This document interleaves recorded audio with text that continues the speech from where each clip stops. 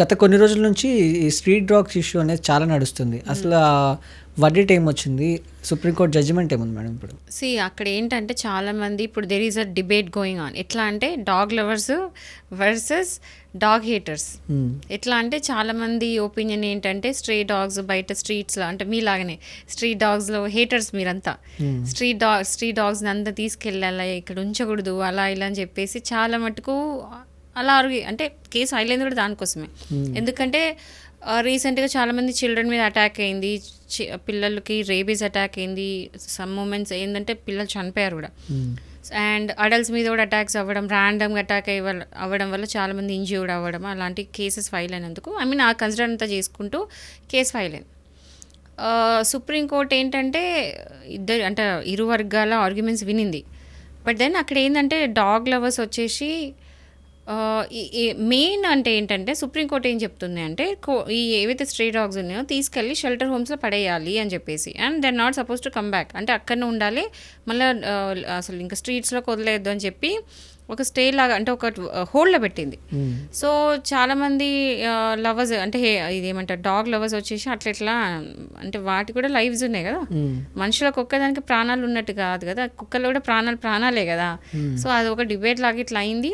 And nation వైడ్గా చాలామంది ఏమంటారు పెటిషన్స్ పెట్టారు డైరెక్ట్, ఎట్లా అంటే కన్సిడర్ చేయండి అని చెప్పేసి.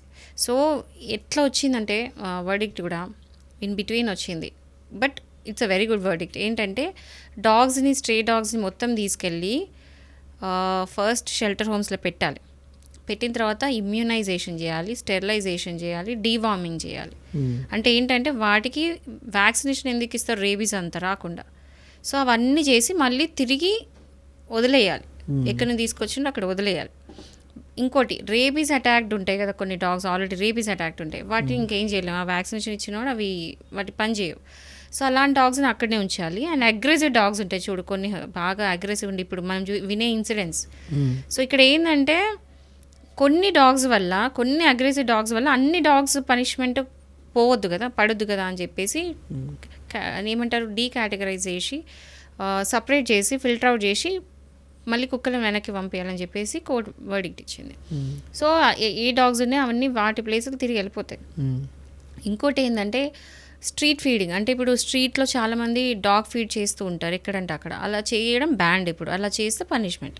సో ఏం చేస్తున్నారంటే ఆ స్ట్రీట్స్లో సపరేట్ ఒక జోన్ లాగా పెట్టేసి అక్కడ పెట్టాలి, ఇక్కడ ఈ డాగ్స్ ఇక్కడ ఫీడ్ చేస్తారని చెప్పేసి క్లియర్ బోర్డ్ లాగా పెట్టి ఆ ప్లేస్లోనే అక్కడ ఫీడింగ్ అనేది జరగాలి, ఆ కుక్కలు కూడా అక్కడికి వచ్చి తినాలి. సో ఇలాంటి కొన్ని మార్పులు చేర్పులు చేసి ఇచ్చారనమాట. సో ఇది మాత్రం ఏంటంటే చాలా మంచి ఏమంటారు ఆర్డర్ అని అనుకుంటున్నాను నేనైతే. ఎందుకంటే అక్కడ జస్ట్ కొన్ని కుక్కల వల్ల అన్ని కుక్కలు కూడా బలి కావద్దు, ఎందుకంటే కొన్ని ఫ్రెండ్లీ డాగ్స్ ఉంటాయి, మనం చూసిన బయటకు వెళ్ళి పాపం ఫుడ్ కోసం స్టార్ వెయిట్ చూస్తూ ఉంటాం. సో అలాంటి కుక్కలు రేబీస్ వచ్చిన కుక్కలకు చాలా డిఫరెన్స్ ఉంది. సో ఇట్లాంటి డిఫరెన్షియేట్ చేసి ఫిల్టర్ అవుట్ చేసి అలాంటి కుక్కలను బయట పంపించి మిగతా కుక్కలను అక్కడనే ఉంచాలని చెప్పేసి వర్డిక్ట్ అనేది వచ్చింది.